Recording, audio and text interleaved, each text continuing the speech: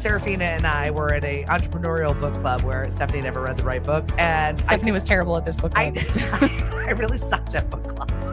I did Fabulous. What?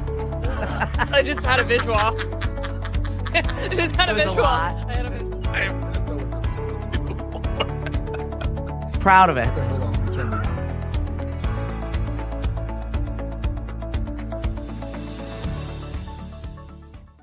Hello, happy Wednesday to you. Hi, David. How do you do? Good morning. I'm so pumped for you to be in the studio. How's everybody hanging this morning? At least we're not Floridians.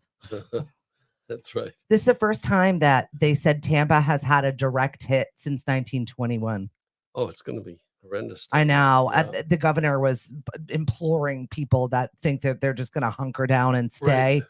He's like, get gone. Everybody was leaving. The highways were packed. I know. A girlfriend of mine was supposed to fly up and we were supposed to spend the night together. And she's like, I can't get a flight. They canceled my flight. Oh, my gosh. Right? Oh, of course. Yeah. So, I mean, it's not like she could have anybody watch her dog. So her and her two dogs ran away to Georgia, I think is what most of them are doing. That's the thing to do. Right? Yeah. Not very many people are running away to Georgia, but apparently that's where you go now. That's it. So we are thinking about all of our friends. I know Kristen was out hosting one of our music bingos last night over at Bailey's, and she is actively watching to see if her home blows away. She's a traveling nurse. Yeah. So she stays with us half the year in Sandwich and works with us here at Lemonadio just for fun. Well, I do have a part of this. We have a condo in Hutchinson Island in Florida. That's scary. So that's kind of on the bottom edge of where it's east, going. We're on the East Coast. Okay. On the bottom edge of this. So if it shifts south at all, well, we're scared anyway. But yeah. So we're watching carefully. Yeah, I think everybody absolutely is at this point. So why do we have David on the show today? David and I met at the Mashpee Farmers Market. Yes. Yep. And you came over and you were showing off your inventions. Yeah, right. Yeah, you were so good. I was looking around. I had been down into the Mashpee Commons before, like earlier that day, just before I came over to see you. And I talked to some of the stores because I walked through the Mashpee Commons and I saw that they had some cornhole games in front of a couple of stores. So I went into those two stores and talked to them about, I have a good game and explained the situation. And talking to one of them, they said, well, you really should go up to the Mashpee Farmers Market. I love that they said that. Yeah. Yay. So that's how I got up there. So I walked up and I was looking around and you looked like someone to talk to. You looked official and like you knew what was going on. Too funny. I was so lucky that I walked to you. Well, and asked you, and you were so welcoming. Yeah, what do you got? What is it? And right. I explained it. I love creators. I love people that are making cool things. We are so lucky to have this space that has been gifted to us from Knockabout. And also the Mashpee Commons to work there and promote small businesses, people taking a chance on themselves. Exactly. Creators, growers, artisans. We've even got the Boys and Girls Club that are going to be joining us for our Christmas markets to work on some of their entrepreneurial skills. Oh boy. Because it is a skill. You're putting yourself out there. So you mainly stay in your studio. Yes, I'm a pretty private person.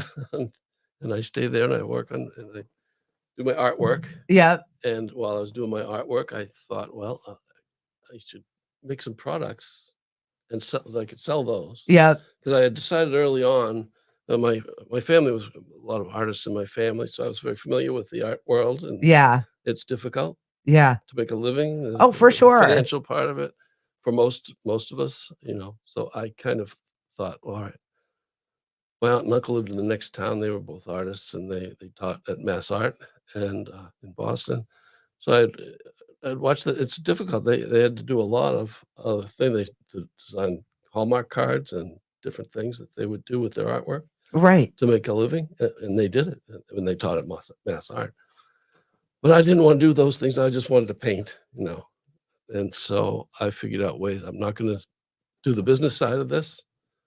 I'm going to do other things to make money and support things. And so that's what I did. I focused. I did my artwork when I could. I did other things. I was a house painter and a contractor. Well, that's it. That's a great discussion to have. Good morning, Mary, Tina, Chandra. Chandra, how are things for you right now? I know you're kind of in the thick of it in Florida with all of the storm. I hope you guys are safe. Tell Chris I said hi. Give everybody hugs and love. We've got David Copplestone on the show today with us, and we're just talking about the beginnings of being an artist and how you're going to make money. It's a great conversation to have. We have this conversation all the time with some of my fellow eFrog grads, which I really feel like you are a prime candidate for this program, just because they're awesome. They really teach you how to value your art, value your creations, and then how to monetize that. Because that's right. It's an uncomfortable conversation when you're talking as an artist. How do I make money from that? Well, how do I live? That's so funny. So I can make this. That term that you use, monetize. I've been taking this, the ring toss games. Folks don't know, but make these ring toss games. He makes all of these, by the way, if you're wondering what all of this fabulousness is. And they kind of changed over the years. I would develop different ideas, and they got larger and larger. I was taking them into Faneuil Hall in Boston, and displaying them there as a interactive art display. Yeah. And their sculpture. These ring tosses my sculpture. Yeah. And it's a work of art, but it's functional art. You can do something with it. So if you've ever been to our Mashpee Farmers Market, David has a giant one and it just draws people. People are like, what is that? I got to get over there because it's cool. It's like tetherball, but it's not. It's got this, it's fun. Different things that people recognize parts of it, and they're you want to play with it, and they want to try it. Right? They see other people trying it. In Faneuil Hall, I would take 3 pieces. Yep. The 6-foot ones, and the 15, which are not small to travel, by the way. I have a 16-foot, but I take the 10-foot in there with the 2 6-footers. But it's funny, the people that work there beside me, they did different things. The entertainers there, and that's what that word monetize. Yeah. They would come over to me, and one of the fellas said, how are we going to monetize you? I love that. That's the first time I heard the word, I think. Well, they're here where street performers are trying to help you friggin' make a buck. They were all over me all the time. They're so, why aren't you do this, do that? Yeah. I would just set them up and I'd sit back and just love watching people play my game and watch them smiling, talking to each other, taking pictures, and imagining what they were doing. But that's what I. Well, that's because you kind of live in your brain. We were talking earlier a little bit about when you were a kid and all of your questions. Yeah, right.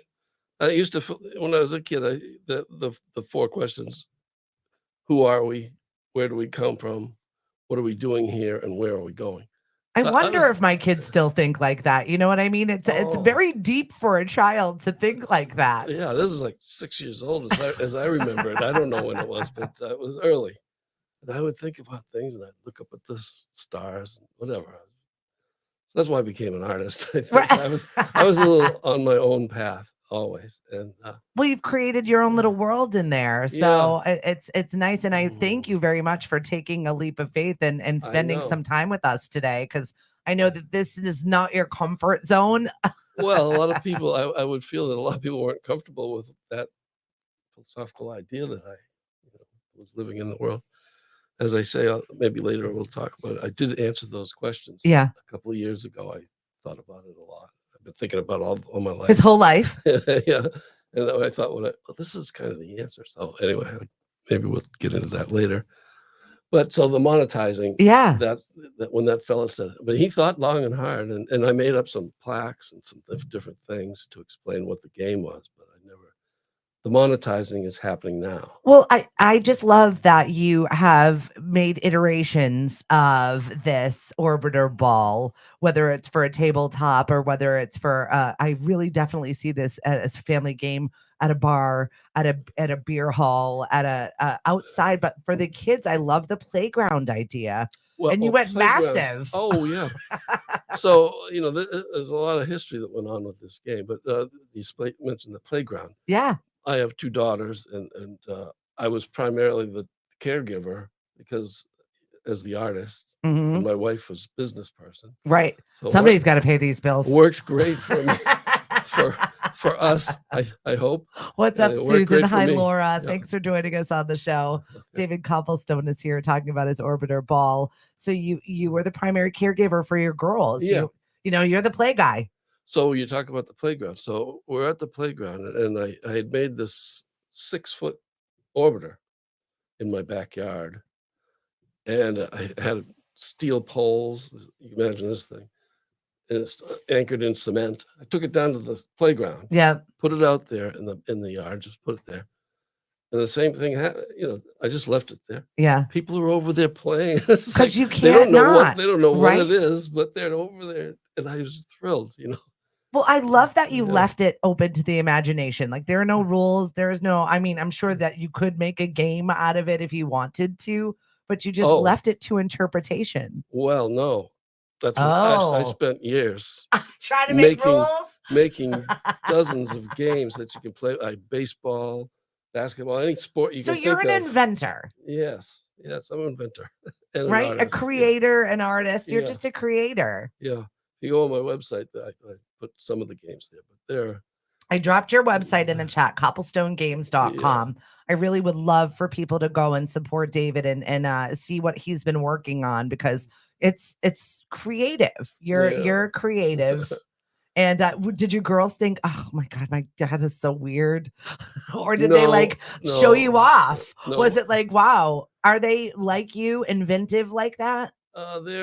Yes, but they're very different. Everyone's different. Right, from for me. sure. But anyway, but they didn't have that reaction. They were just, that's great, whatever. And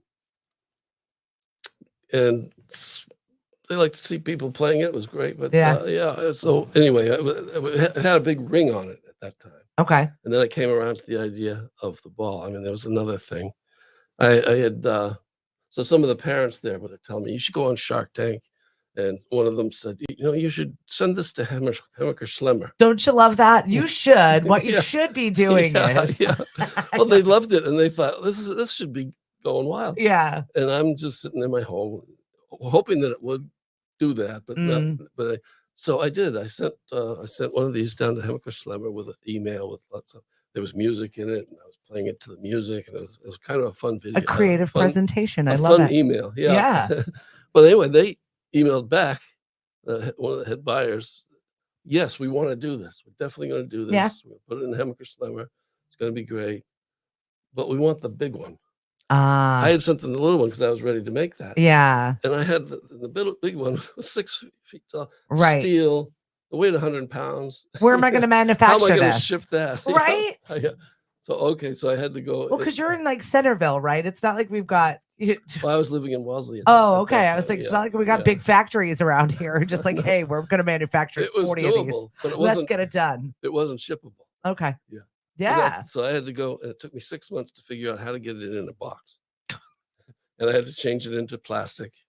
I hope all of our entrepreneurial friends are listening to this, because the amount of engineering mentally to try and figure this stuff out, just to box it. I love that. It in a box. Right? Yeah. Oh, yeah. The stuff we don't think about. Plus, it was changing it. I suppose I should show how this works. Just to see. You should have seen his Mary Poppins bag when he walked into the studio today. It's like got one of everything. Yeah. So there's all kinds of different swings you can do. Oh, there are swings. Oh, yeah. There's an art. So you say that I didn't produce again. This microphone's in my way. Right? He's got tricks with the orbiter ball, everybody. Tricks. Anyway, let's see. How many hours have you spent orbiting this ball? Thousands. Somebody asked me the other day. I said thousands. Yeah. Said, really? Well, you have to. Over the time, absolutely. Yeah. So, but that's how the 6-foot one came to be. It was kind of on the inspiration of Hammaker Schlemmer. Yeah. By the time I got it done, they were kind of tired. They're like, all right, I'm sick of you. Yeah, bye, David. Right. They were kind of irritated. You didn't give it to us when we wanted it. But I'm so excited that they did that, because it made me go ahead and get that 6-foot one. Yeah. Is shippable now. in the box. Awesome. Down at Amazon. Just in case. Oh, so you got it listed on Amazon. Yeah, I just put it over on Amazon. That's exciting. Yeah, these ones were there, but you should have led with that. I would have shared that little link. I will afterwards. I'll find it for you and share it, because I think that it is. I'm telling you from what I've witnessed with my own eyes, that people that gravitate towards it, it's all people's, old people, young people, kids. Everybody's like, "What is it? Let's play with it." Well, that's what keeps me going with it, because I've kind of created this. I've done my artwork. I've filled I have tons of it, and so I love your little book here. Not time for that. Yeah. Yeah. So I made my book. I have, when I was making this book, just to give you an idea of what it is, I have all my ideas through the years. I would put my artwork in here on my website. And he's a fabulous painter, by the way. Oh, thank you. Yeah. And I would put my ideas about the games in there, and my philosophical thoughts. I put on my computer. And to give you an idea of the size of it, when I downloaded all this into an external hard drive, it was 8 gigabytes. Okay, so it's a lot. It's a lot. Anyway, so that's what's some of it's in here. But anyway, that was your book of artwork and innovation, which I love. Right. Because that's it. You are an innovator. You are making things constantly. So that was the title. I've been thinking, artwork and innovation. A body of work. When I was in art school, I went to Art Institute of Boston. Okay. They recently put up a video of me playing my game in there. One of really? Alumni. That's exciting. Get-togethers. Yeah, so that was cool. Yeah, and when I talked to the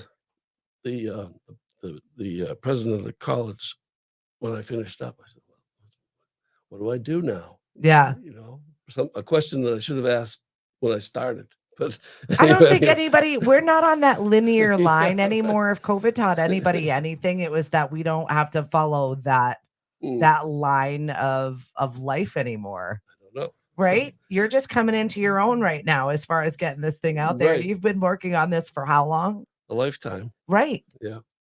And that was his comment was, you build a body of work that you're proud of. So that's what I've been doing. Exactly. Now that's different from most people, because most people say, "What are you doing?" Which means, what are you selling? Yeah. Or whatever. Yeah. Yeah. But anyway.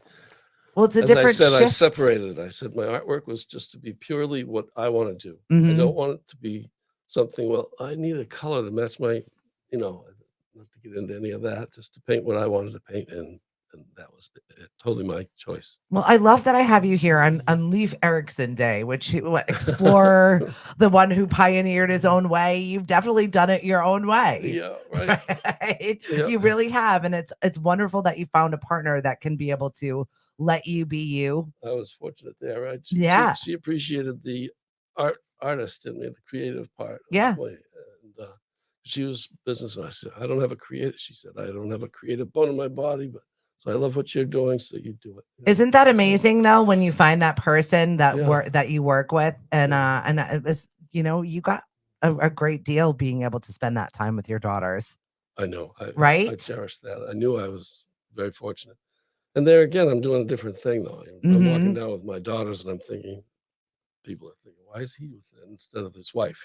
So I had to go through that, but we're breaking social norms over here. Right. That's exactly what I'm saying. I had this great conversation with my husband last night about the stuff that he does really well, and it's just not your typical dad stuff. And it's fine. We swap our roles all the time in everything that we do, because we like doing this. So that's what we do when we are. Yeah, exactly. Kindred spirits. Yeah. For sure. I'm very excited to have you here talking about this today, because I know this is not your bellwether. It's just like, I brought this and I brought this and I brought this. Yeah. Well, you're here and you're relaxing into it. I do want to jump over and talk to Carol from the Cape Wellness Collaborative. She popped into the studio yesterday, and they have a masquerade ball going on. It's one of their really big fundraisers. It's a masquerade gala, as she likes to say, but I always say gala. Gala. I'm the aunt or aunt, that kind of conversation. So let's talk to Carol over here. So Carol, you just took over this position at Cape Wellness Collaborative. We've got Carol Bosco Baumann, who is on the show with us this morning, dropping in to give us an update. I definitely want to have you on for like a full show to talk about so many things that you do. But I know that you've got this like Masquerade Gala coming up that you want everybody to know about. We do. We're really excited about it. Cape Wellness Collaborative is hosting its biggest fundraiser of the year on Friday, October 25th at the Pelham House in Dennisport, and it's going to be terrific. As I said, it's our biggest fundraiser of the year, so it's really important to us to get the word out. So thanks to you, Stephanie, for doing it on the fly like this. I'm so happy to, because as soon as I heard about it, I have this very overactive imagination and I start like, it's like the labyrinth. It's like the masquerade ball I've always wanted. I tell you, it's been a lot of fun researching, like, what did the Venetians do for masquerade? And there's a really interesting history with it. And one of the things I love so much about it is that it was the type of event where everyone was able to go and they could be whoever they wanted to be. So if they were someone who worked in a kitchen, or someone who owned a palazzo, they could dress however they wanted to, and everyone was the same. It was an equal playing field for the most part. So that I kind of like that notion. But with our Masquerade Gala, we're looking to raise funds for the organization, in particular for the Wellness Card program, which provides Cape and Islands residents who are facing cancer with some funds toward the integrative therapies that our organization pays for. So we have a network of providers, of folks who provide things like acupuncture, massage therapy, lymphatic drainage, all kinds of modalities that are known as integrative therapies that actually do help with some of the symptoms that people are feeling. So it can range from things like, if you're in treatment for cancer and you're getting chemotherapy, there are certain side effects that it can help mitigate. Anxiety is one of the obvious ones that things like yoga and meditation and massage therapy can help with. But we hear a lot of people have neuropathy. They might have issues with food. And so it's nice to be able to get a different kind of support that most insurance companies won't actually pay for. So we help people feel better. And we not only help those who are going through cancer treatment, but we also help the caregiver, because the caregiver is an important part of wellness for those who are facing cancer. Oh, 100%. They're pretty much they're the rock, the person that gets you through your day. And it's so important that you take care of them. And I love that aspect of the collaborative, because you do such an amazing job. And you're new to this position. I am new. I'm very new. What brought me to the Cape, and we've lived here in the past and spent a lot of time here caregiving for my in-laws. And what brought me here actually is that my father-in-law was diagnosed with stage 4 cancer in 3 places. So it was an all hands on deck situation. And my husband and I decided that we wanted him to live out his life in his home. And the VNA, the nurses and the folks at hospice agreed that this was the best thing that we could do for him. And so we jumped right in last November, and my husband moved in with his folks in November, and I followed in January of this year. So it was for a sad reason that we were moving here, but it was also a beautiful reason for us too, because helping his parents age out in their home was a gift that we really wanted to give them and have committed to giving them. And so we were really pleased that we were able to actually do that, because not everyone is able to do that. Right. And we're so fortunate that we could do that. Yeah. And then now you're here. You're like, well, I might as well continue on this work. I'm in this journey. Previously I was in community development. So I was in building affordable housing and preserving existing housing that is attainable, which that's a phrase that I learned right here on the Cape, actually. Right. From the folks at CDP. It's actually from the Cape Cod Commission as well. So attainable housing is a good term. But anyway, we're here to talk about Cape Wellness Collaborative's Masquerade Gala. So let me sprinkle a little bit of a teaser for that. So we do have a roaming magician for the beginning of the event who will also provide some levity. He does bring comedy into his work. So while folks are having cocktails, we have a magician, and then we also have a jazz trio. We have the Bart Weissman Smooth Jazz Trio who will be providing a lovely and So festive good. background. Yeah, I'm really excited to hear them. And let's be honest, the Pelham House doesn't throw a bad party, so you're gonna have a good No, time regardless. no, I went there and took a look at the room, and I was like, this is just astonishing. It's such a beautiful Yeah. property, and we're really lucky to be able to do it there. And that is going to It's be great. on the 25th. It's a nice early party time, which I like, a 6 p.m. party Yeah. myself.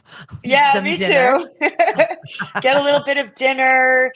We have some really great silent auction items, and then we also have some incredible live auction items, like a trip to the Turks and Abacos Islands, and just some really amazing things. We were very fortunate in with the live auction items that we were able to get, and we're going to start trickling those out online. So if you follow us on Facebook or Instagram at Cape Wellness Collaborative, you'll be able to see those items.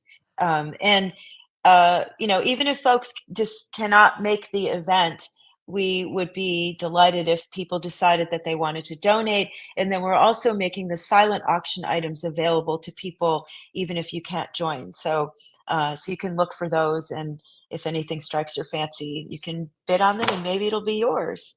Cape Wellness Collaborative always has a fun, interactive way of fundraising. I think you guys Mm. always go above and beyond for your Thank activities in which you. you raise funds. Well, and it's really difficult, but we are nearing towards the end of the year, and it's nice to be reminded of the places that do really an impactful donation. And I feel like you get a lot of bang for your buck with your organization, and there are so many people and so many pieces to it. But at the end of the day, Mm. it's the human involved in it, that human experience that you really Yeah. preserve and make sure that you get to live your life with the dignity that you've got. So I appreciate you guys. I Oh, applaud the work that you do.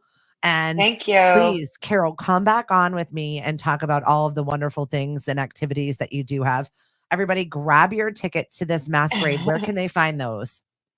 You can go to capewellness.org, and there's a link there for Fall Gala. So you can just go there and get your tickets, and just know that the proceeds, as you said, Stephanie, so well, the proceeds really do go to helping people. And most of the funds from this event are actually going to go straight back into the coffers to provide people with those integrative therapies that they so need. With 2,100 people on the Cape and Islands being diagnosed with cancer each year, and 50 Upsettingly high numbers. upsettingly high number. I was disturbed to find out that it's actually some of the highest numbers in the state.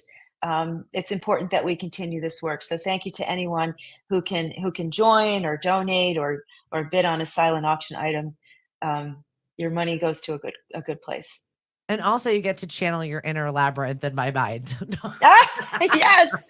Yeah. I'm And if you obsessed decide with to, it. I know, I love that. And if you decide to come, like, please, dress up and have fun with it. That's the whole idea. It's a celebration. That's it. Be somebody else for a night at this Yeah. masquerade. I enjoy it very much. Carol, we will talk to you again shortly. Everybody else, Thank make sure you grab your you. tickets to this event. And if nothing else, check out what the Cape Wellness Collaborative does here for our patients, our people that need us, because they do a lot. Thanks, Carol. Thank you. Be well, everyone. I am very excited for that gala. Excellent. David's over here just playing with his toys. Well, Hi, Dave I'm Hegner. not supposed to miss. Thanks for joining us. You can't be perfect. This is not a game of, or maybe it is a game of skill. You made it. It's a game of skill. That's Okay. for sure. So It's David, not easy, but David Copplestone, the inventor of Yep. the orbiter ball, an innovator, a creative. You said that your parents were always so supportive and free to let you do what you wanted to do. yes, I was fortunate there. Well, my father was a singer, and so my house was a creative house. Yeah. In the arts, and my mother was an actress in the town plays, I love that. I think she wanted to be an actress in real life, but she had the 4 of us, so that was the puts a damper on things just a little bit. That was that. But she did her plays, all the children's plays. So my mother was like a celebrity. A local celebrity? All the kids, they loved my mother. So that's awesome. Great for me. So as a little kid, I was like, oh my God, your mother is Cinderella. That's so cool. Yeah. But so they were very supportive of the arts. But my father told me, all right, no, that's great. You want to do the arts? Fine. But always have a trade. Yeah. Have a skill. Right. Yeah. So I did that. I'm a painter. So I was painting houses while I was in art school, and I kept doing it. Right. Yeah. Well, I mean, that's just a different kind of painting, but it's still. Yeah. Well, it's one that I could do. I could do the painting, and I could be thinking of my ideas, your creative painting. Oh, the creative stuff. So, yeah. Yeah. So it was perfect for me. I loved it. And I loved the product that I would get, a beautiful home. Oh, yeah. Inside or out, it was great. Yeah. And I did it in Wellesley, so there it was rewarding. Yeah, right. It was very rewarding financially. Yeah, right. You came in with a big list of quotes. Why are those quotes so meaningful to you? Yeah, well, I had a few, as I was doing this artwork, I always needed to find support for what I was doing for myself. Yeah. Keep going. So, and I heard a few of them. I just have a couple here from presidents. JFK started out, and he had a speech in Rice University, and he had one before that. Was if art, a piece of it was, if art is to nourish the roots of our culture, society must set the artist free to follow his vision wherever it takes him. We must never forget that art is not a form of propaganda; it is a form of truth. But I would hear that, and I'm doing the right thing. Right. So, and and I was thinking of, at that time I'd made my game, so I wanted support for that. And he said, in the Rice University speech, I was thinking how difficult this product is, this ring toss. And he said, we choose to go to the moon. We choose to go to the moon in this decade and do the other things, not because they are easy, but because they are hard. So I love that. You are not a ghost, Mark. I see you right there. Okay. Because that goal will serve to organize and measure the best of our energies and skills, which I think this product does as well. Because the challenges is one that we are willing to accept, one we are unwilling to postpone, and one which we intend to win, and the others too. That was his speech. But I related it to my product. I love the fact that you went and found a presidential speech that you're this is channeling my creativity. This is my backbone. That's what I did. And I also had one from Ronald Reagan. I love it. You know, we are often feeling like we need to have the validation to do what we want to do as creative people. Right. And it, not everybody is blessed with a spouse like mine, where I was like, I'm going to make a farmer's market. And he's like, okay, well, how are we going to do that? Oh, wow. Yeah. And we did. Daunting. Right. Yep. And he goes, before you make any other big ideas, can we wrap this one up? I'm like, oh, okay. Yeah. By the way, I did get my farmer's market grant in yesterday. I wanted to cry. It was like I gave birth to something. And then now I don't know anything about it until December. So it was one of those moments where I created something, I put it out into the world. I really hope for the best. Maybe I'll know in a few months. In a month, yeah, it takes a long time for things to go through their process. But it's also to develop this amazing volunteer program and work with the high school and work with some of our local organizations around here to really make this community group impactful. But I've already seen it in our first season, and I'm going to absolutely cry on Sunday. So if you're going to come out to the farmers market, it is our final regular season farmers market. We've got our pink 0.5K. It's a 0.5K, half a K. Oh boy, that's good. It's not a real race at all. But we are raising money for the Women's Early Detection Fund, which covers any sort of treatment that you need that is not covered by your insurance. And we're just going to make a big party out of it. I just booked a bagpiper. So we're going to have a bagpiper kick off this weird race. Awesome. It's going to be 2 laps around our field. That's the big race. And then afterwards, we're going to be celebrating with a dog's first birthday party. Canine Kara, who is the Mashpee comfort dog. is going to be there celebrating with her little pink tutu on. Oh boy. So we're going to have, lights and sirens and all of our, please do. We had the blessings of the dogs last week. So we had somebody brought their chicken to be blessed. Apparently, Hank said. Excellent. I was like, okay. They need that too. But this is the space. Like, this has been my space for people to come, get weird, do cool things, make art, show up, sell your stuff, and just be whatever you want to be that day. So thank you very much for finding us. Yeah. Oh, it was fantastic for me. So I was displaying my, as you saw, I put them up. Okay. People started playing them, which I love. I played them all day. And look what it led to. I ended up there. Now the big one is over at the Knockabout Brewery, and now at Bad Martha's. Oh, awesome! Did you see this picture? No. Look at that picture. I thought I love it. So you got one over at Bad Martha now too? Yes. For celebrating Oktoberfest. I was playing golf with some folks, and they said you should put these. I was talking about my games. Yeah. You should put them in the breweries. Mm-hmm. And I was already doing that. With you're like already. I'm on top of that. It was a confirmation of that idea. So that's what I wanted. Well, that's why I suggested Bad Martha, because I know they've got that cool space and they've got some cool art. Yeah. Falmouth is just such a warm, welcoming community when it comes to art, anything. Right. And Ralph at Bad Martha. And they had the space for it. Yeah. So that's great. And it's slowing down now, but hoping when the spring comes, it's going to be sure. Yeah, it's going to be great. It's really finding where you fit in, right? It's finding the right. So that may be a vehicle to go.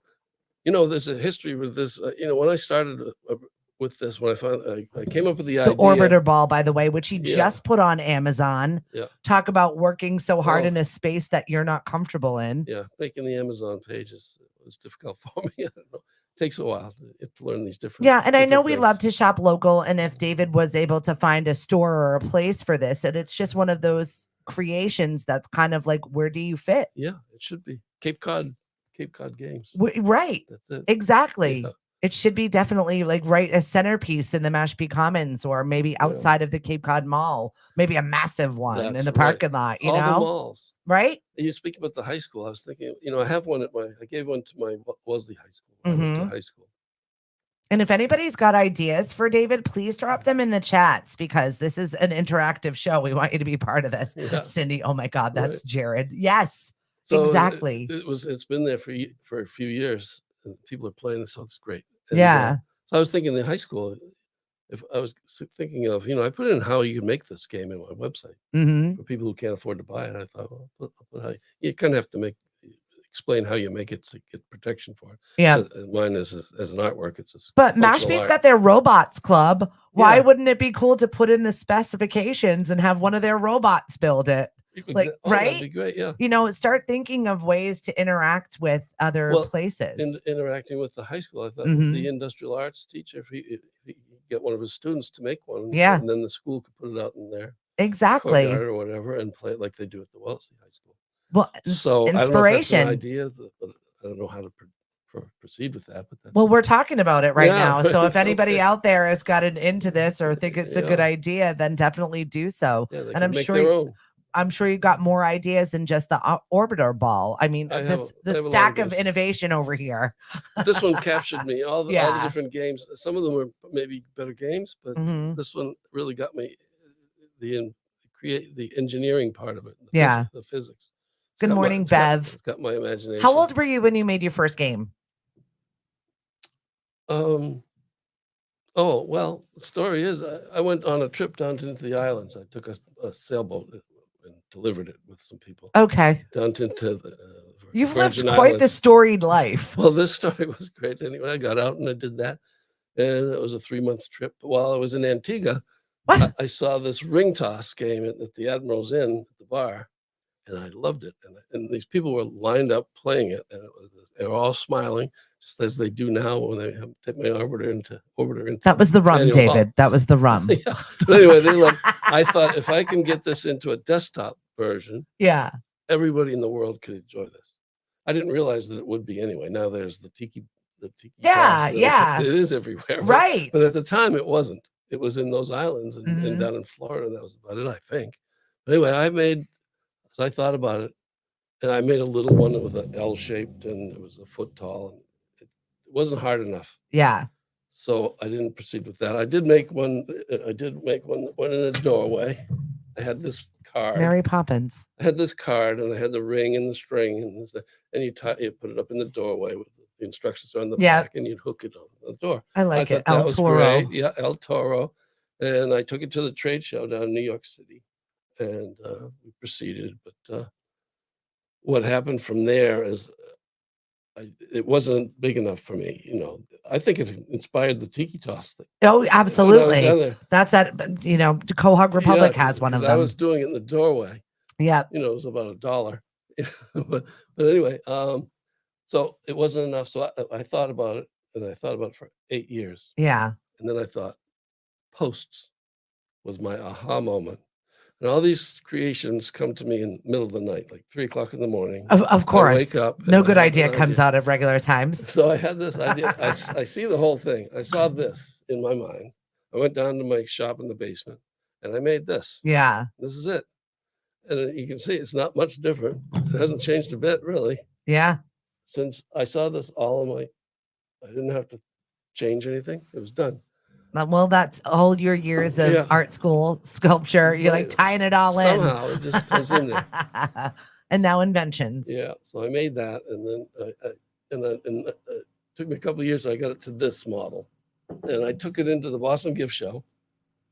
And I love the fact that you're not afraid to throw yourself out there. You're like going to big spaces. Oh, I thought it was fantastic. Yeah. This is going to be big. So, and I had a friend that was also doing products, and he was in there. And yeah. So I knew how to do it with his help. And so I took that to the Boston gift show. It was a big hit. Yeah.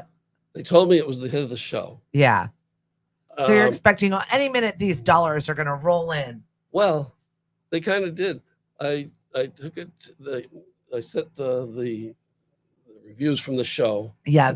To Giftware News magazine. They put it in there. They featured it in their magazine. Amazing. The Giftware News national magazine. So this is good. The Channel Crafts people were there, manufacturers of toys and games. They came over and talked to me and said, "Well, we'd like to take this and market it around the country." They do all the trade shows. So I'm thinking, this is fantastic. Yeah. And I was very happy here's my retirement. For a couple of years, this was like, there's a time where things come together, and that was kind of the right time. They took it, and they were selling it at the trade shows, which is a big expense. They go to the big trade shows around the country. And after a couple of years, they came to me and they said, "Well, this has been great. I love your product, but we'd like to make some changes, and we'd like to do some packaging ideas. We'd like to spend some money on it. Yeah. And in order to do that, we'd like to have more control of the product. Would you be all right with that? And we'll give you a percentage." Yeah. And I reacted like the artist. Right. This is my baby. You can't have it. Yeah, if you get a picture, it's like, this is my painting. Yeah. And you want to finish it. Rightfully so. And so I didn't do it. Yeah. So the artist made the decision. The businessman that I wasn't made a mistake. Because I thought, I'll take it. I'll finish it off. I'll make some packaging. And I'll put it back out. And here I am now. Well, and all these years later. I know, but it's so hard to just say, here, go ahead, finish that. I'll take the percentage so that your brain can go work on something else. Yeah, because I wasn't finished. You weren't done with it. Yeah, I wouldn't have that 6 foot beautiful thing that I can put in a box now. Yeah, right. And people have such a great time. As I say, I really, the reason I continue with it is because I take it in the Faneuil Hall. I take it to the farmers market and see people playing it and smiling and enjoying it. Yeah. And I said, I can't just stay in my house. I have to, I can only take it there myself. I need other people to be able to do it, which means I need to put it out. In the market. Yeah, exactly. Or you need to customize it or do an actual installation where this is a permanent thing here and this lives here. Yeah, it's really, and I realize the large one, the 6 foot one, isn't for everybody to buy. It's really for people to do what I do. I take it places, put it out, and let people play it. Yeah. So businesses or event people. If you're looking for a fun activity to just leave and let it happen, call David. get it together. So that's what it is over there. That's amazing. Martha's. Well, we thank you so much for your time today. I'm excited to see where this goes and what else you're going to do. That's it. Right. Right. The second, not done. Right. You're definitely not done. David Copplestone, the Orbiter Ball. Be looking for it at a bar, brewery, restaurant, playground, wherever Breweries. you think it might fit. Yeah. Everywhere. Yeah. Backyard I see it tiki everywhere. bar. Paris. Well, I would love to have one at our pond association over here because we've got a little pirate ship and we've got a little something else. Right. I think that this would be amazing to be put out there. So Fantastic. anybody in the neighborhood, if you're watching, which I know you are because you like to gossip about me, we want one of these over here at the at the pond. Make it happen. Absolutely. We are going to be out over at the Sandwich Taverna tonight. If you're looking for a little bit of trivia, a little bit of fun, 6 until 8, come and have some dinner. Prime rib is on the menu, and just have a good time with our trivia. A little bit tough this week. I'm warning you right now. And also 1 round for our medical professionals is all about nurses. So we hope to see you in months that end in I'm giving you a clue for tonight's show. And if you're looking for something to do, always go to eventsoncape.com. That's our website. Our group on Facebook, Events on Cape Cod, is growing. We've got over 9,000 people there. So if you've got some place cool or somewhere cool to go, please share it with us. Hello, Miss Kelly. I've been thinking about you a lot lately. I hope you're doing okay. I know there's something swirling in your vortex, so I'm just sending you a little virtual love. So we are going to be out for our final farmers market. That is this Sunday over at Knockabout. But wait, there's more. We've got the Clam Jam coming up November 17th. And we just got the Conspiracy of Noise confirmed. So they're going to be playing tunes for us. If you've not seen Michael Spellman tear it up on guitar, I'm telling you, this is going to be a fabulous day for us. And we're bringing back the hog off. If you make an amateur stuffed quahog, please get signed up for this. This is for our lemonade fundraiser. Come and just make 10 of them for our judges specifically. We're going to be having this huge sand pit so kids can dig in there and find treasures and these little kiddie pools. And of course, we've got Knockabout beer. So there isn't much fun with that without it. Exactly. I'm good. I know. I'm sending you all of the Reiki love. David Copplestone, the Orbiter Ball. I've dropped that in the chat, but I'm also going to find where we can find you on Amazon just in case, the holidays are coming. People might want one of these little Orbiter balls. Someday they'll be all over. And whatever size you want, right? He's taking it over one place at a time. We'll talk to you soon. And if you're listening on us, lemonadio.com, Amazon, Alexa, play Lemonadio Radio or download the app. Thanks, David. Thank you. Bye. Bye. Hank's coming up with the lunch break.